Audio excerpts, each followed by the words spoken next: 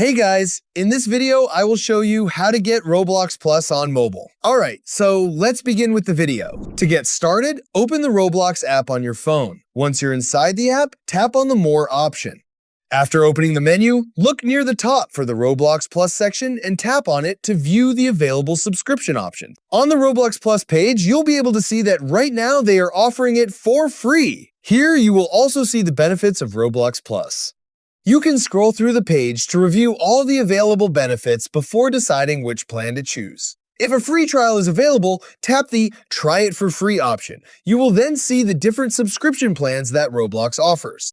Select the plan that best suits your needs and continue to the payment confirmation screen. If you're using an iPhone, the subscription will be processed through the App Store. Confirm the subscription using your preferred payment method and complete the transaction. Once the purchase or trial activation is successful, Roblox Plus will be added to your account. And that's it. So that's basically how you can get Roblox Plus on mobile. So that's all for this video. See you in the next one. Thanks.